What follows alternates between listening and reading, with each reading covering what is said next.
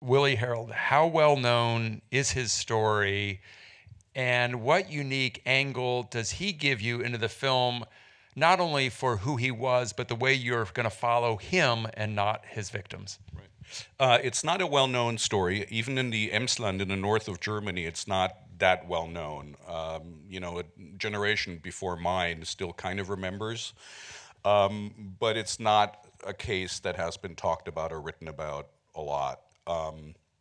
I was looking for a story that would enable me to, sort of look at the dynamic structure of National Socialism, because we have certain national myths that say the Wehrmacht was clean, they were not involved in atrocities, they were not ideologically driven, they didn't partake in massacres. Of course, that's all not true, as we found out in the late 80s. But there are other national myths that are still kind of alive, and we ran straight into them when we were looking for government funding, because a lot of people were trying to block our path and kind of bury the film and not have it funded, because they felt the film was amoral and that it besmirched or soiled the Wehrmacht. Amoral because the approach was clearly one where we were telling the story from the point of view of a perpetrator. And that was kind of there's only two films in the entire film history of Germany since 1945 that are told from the perspective of the perpetrator, which is Death is My Business, which is, I think, 1984. It's a fictional biography of Rudolf Höss, ironically, of course, written by a Frenchman. Germans wouldn't write it. And 1977 was the Wannsee Conference, which is, of course, where the final solution was negotiated and agreed upon. Those perpetrators, however, are primary architects of the system. And making a film about the dynamic structure, to me, involved making a film about the back row of perpetrators, about the people who were the boots on the ground, who kept the system running for whatever reason, not always ideological. And so I came across this story, and I realized this story would actually allow me to do a bit of a system analysis, because it doesn't just involve the very bottom, of the ordinary soldier, but it goes all the way up to the top in the court scene, where you actually meet, the generals and the actual architects of that system. But when you're telling a story from a perpetrator's point of view, you have to make sure that you honor the victims of that perpetrator. So how does that reveal itself in the way that you and your cinematographer, Florian Ballhaus, shot the film? What was important visually from what was committed in terms of how you wanted to represent something that actually occurred, but also honor the victims who were targeted by him? We actually dialed back what they really did. I mean, they threw hand grenades into that pit, and body parts were flying around. So we kind of drew a line at a certain point and said, okay, this is not something we want to show. We had to show a little bit, because I think you have to understand what it means to get shot with a flak. I mean, it's not the best tool for murdering people in a pit. And I think if you don't show any violence at all, if you don't show the brutality of what is being done to the prisoners, you also betray the victims. So my first instinct was to not show very much at all, and then I realized, but it doesn't mean anything. You don't feel what happens to these people. And Florian was insistent that we would also always, for every scene with the prisoners, do these very long pans, because we wanted, even though we decided not to have a character we identify with on the other side of the fence, we wanted to perceive them as human beings in a frightful situation. We never shot anything inside the pit. That wasn't an editorial decision that we made afterwards. That was just something we said we wouldn't want to do. There are other examples, and I'm not saying you can't do that. It's just, for me, it wasn't possible to do. I didn't want to exploit the violence dramatically too much.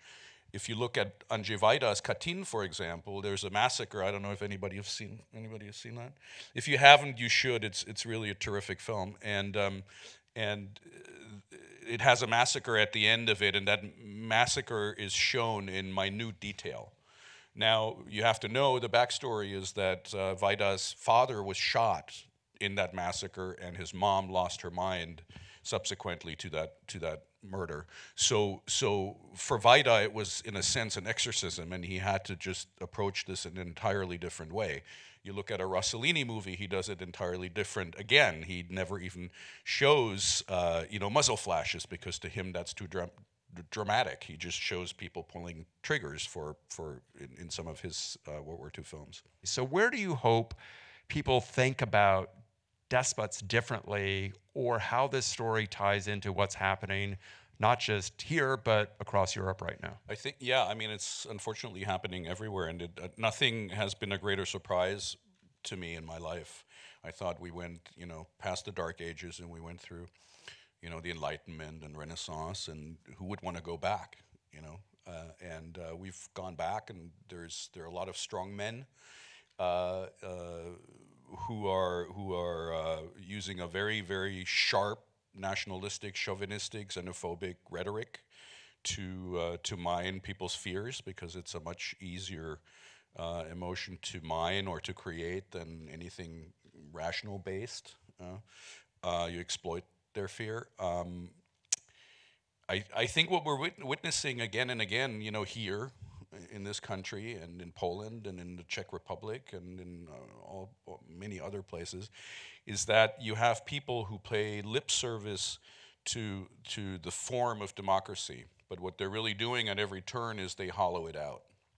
And they hollow it out by ignoring the norms of democracy. And of course, there is no form without a norm. And I think what we tend to forget, and I found this surprising, after 9/11, when a lot of civil rights were disappeared, that nobody seems to understand that democracy is not a right; it's a privilege, and I think we have to be vigilant, and it always starts with rhetoric, and that's partially the little bit of analysis. I mean, there are 3 steps toward massacres that are always in place, no matter whether it's Africa or Bosnia or Indonesia, it doesn't matter, or Germany. It always starts with rhetoric. It always starts with a them against us rhetoric, with a dehumanizing rhetoric. And the rhetoric always paves the way for action. There's no way you can have this kind of sharp rhetoric in the world without people taking action. And of course, the people with the rhetoric can say, "Oh, I didn't say that," But for example, there would be a speech during there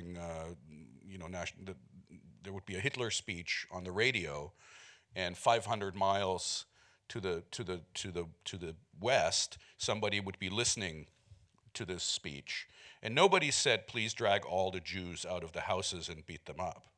That was not part of the speech, but part of the speech was, and it was of course all code, as it is now, we have to defend the German blood, we have to do this, we have to do that. And of course the people listening to it go, and this is back to the dynamic structure of National Socialism, the people hearing it go, okay, we know exactly what to do. We're going to drag them all out and we're going to beat them up. And after, in our cultural environment, you have to append all Judeo-Christian notions. All the things that you've been taught to be true are no longer true, which I can't imagine what kind of whiplash that must be. And then everything that's normally illegal becomes legal. And the way to get there, of course, is through lies, and through threats, and through coercion, but also because people don't step in the way. This is not, this movie is not a classical tragedy in the sense that in the third act, the king's head's going to come off. There's nothing fated about this story.